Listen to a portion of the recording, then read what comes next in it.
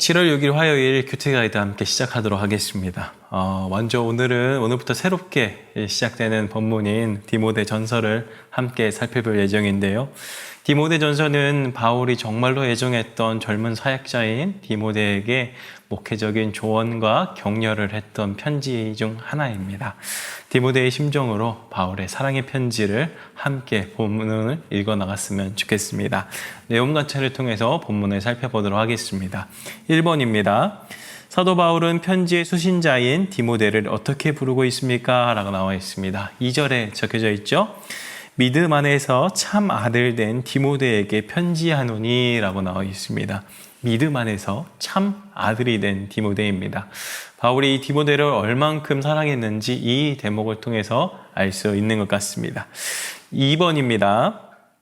사도 바울이 디모데를 에베소에 머무르게 한 이유가 무엇입니까? 라고 나와 있는데요. 3절과 4절에서 기록하고 있습니다. 디모데를 에베소 교회에 있게 한 이유는 두 가지입니다. 3절 하반절과 4절 상반절에 등장하는데요. 첫 번째는 3절 하반절에 보시면 너를 권하여 에베소에 머물라 한 것은 어떤 사람들을 명하여 다른 교훈을 가르치지 말며 라고 나와 있습니다. 어떤 사람들에게 다른 교훈을 가르치지 말 것을 명령하라 라는 그러한 명령으로 이 디모데에게 미션을 줬던 것 같고요. 두 번째는 4절 상반절에 등장하는데요. 신하와 끝없는 족보에 몰두하지 말게 하려 함이라 라고 나와 있습니다.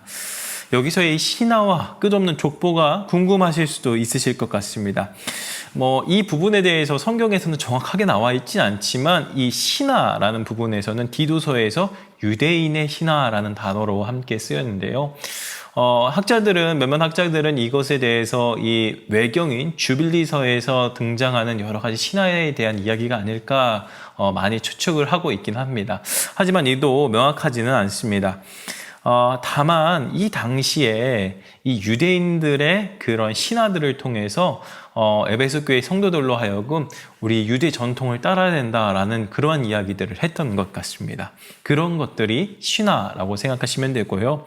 끝없는 족보는 아마 이 영지주의의 영향으로 인해서 조금 더 누가 소위 말하는 천상의 존재의 직계냐 약간 이런 그러한 족보를 의미합니다. 신하라는 것은 유대적 요소가 좀 강한 거라고 생각할 수 있고 그 다음에 끝없는 족보라는 것들은 헬라적 요소가 좀 강한 것을 알 수 있습니다. 어쨌든 이 두 가지가 이 하나님을 믿는 그 신앙을 방해하는 일을 하고 있기에 디모데에게 명령을 해서 이 두 가지는 옳지 않다. 몰두하면 안 된다. 오로지 하나님의 복음에 집중해야 된다라는 이야기들을 하려고 이 디모데에게 미션을 줬던 것 같습니다.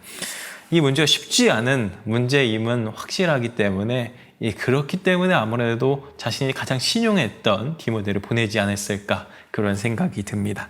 3번입니다. 율법의 선한 동기에 대해서도 사도 바울은 어떻게 설명하고 있습니까? 8절에서부터 10절까지에 나와 있는데요.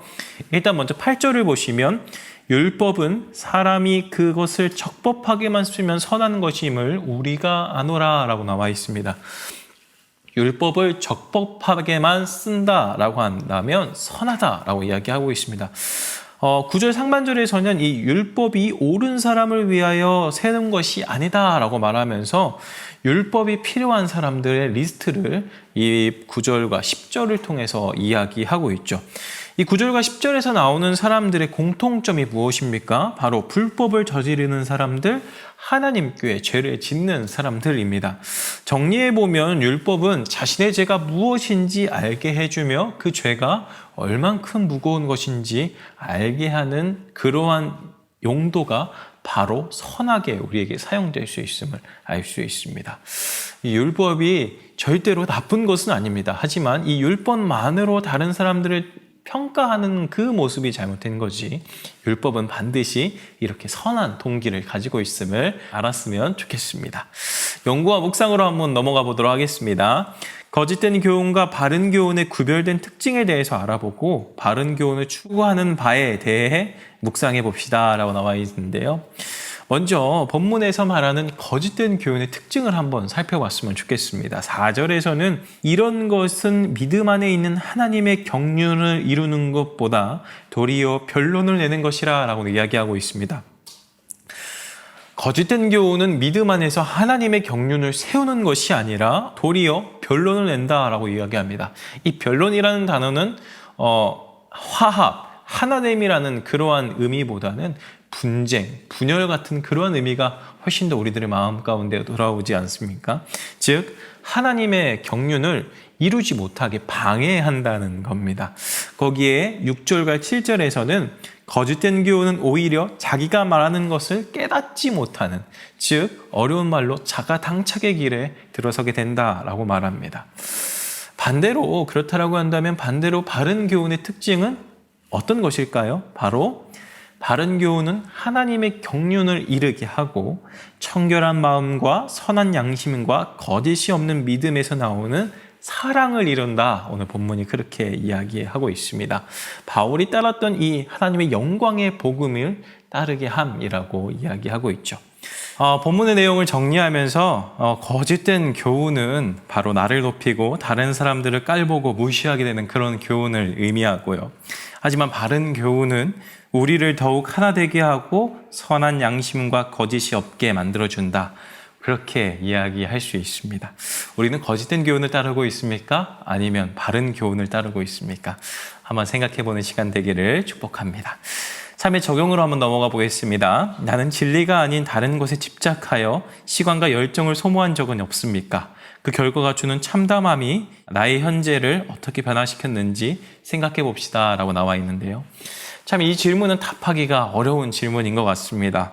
저와 함께 본문을 보시는 성도님들도 진리가 아닌 다른 것에 집착하고 산다 이렇게 얘기하기가 쉽지가 않으시겠죠. 왜냐하면 어떻게 보면 우리 마음 가운데서는 우리는 교회를 다니고 하나님의 말씀을 믿고 있으니까 우리는 진리를 따라서 살아간다 그렇게 생각할 수 있습니다. 하지만 이 점을 경계해야 합니다. 우리는 알게 모르게 진리를 추구하지 않으려고 하는 사람들입니다. 죄된 우리의 본성이 우리의 마음을 가만두지 않기 때문입니다. 끝없이 자기 사랑과 교만의 늪으로 우리를 빠뜨리게 되죠. 그래서 사도 바울도 절망스럽게 이렇게 외쳤습니다. 오호라 나는 공고한 사람이로다. 누가 이 사망의 몸에서 누가 나를 건져내랴. 그렇습니다. 우리는 사망의 죄성을 가지고 있는 죄인입니다. 끝없이 다짐하고 다짐해도 여전히 변하지 않는 것이 우리들의 모습이죠. 하지만 이를 끊을 수 있게 우리 구주 예수님께서 우리를 위하여 죽으시고 부활하셨습니다. 이미 모든 죄악의 굴레를 깨트리신 예수님을 우리는 믿고 있습니다. 그래서 우리는 끊임없이 우리를 돌아보고 구주의 도우심을 바라야 합니다. 우리의 죄악은 나날이 우리를 다른 곳에 집착하게 만들고 있지만 하나님의 구원의 복음은 우리의 죄악보다 우리의 죄된 본성보다 크심을 우리는 믿고 있습니다. 그 주님의 놀라운 복음을 믿는 자들에게 오늘 본문처럼 바른 교훈을 따르게 하는 복이 있습니다. 그래서 우리는 말씀과 기도를 게을리할 수 없는 이유가 바로 여기 있습니다. 날마다 말씀과 기도를 강조하는 이유가 바로 여기 있습니다. 말씀을 통해서 우리의 모습을 깨닫고 하나님의 놀라우신 복음을 알고 그 복음의 말씀대로 살아가기 위해서 기도해야 한다. 우리가 그렇게 살펴보고 있죠. 바른 교훈을 따르기 위해서는 지속적인 말씀 생활과 기도 생활 그리고 예배 생활이 있어야 가능함을 우리는 알 수 있습니다. 이렇게 말씀과 기도를 통해서 자기 자신을 복음의 거울을 통해서 들여다보고 복음의 말씀대로 살아가는 귀한 맑은 샘 강천교회 성도 여러분들이 되기를 주님의 이름으로 축복합니다.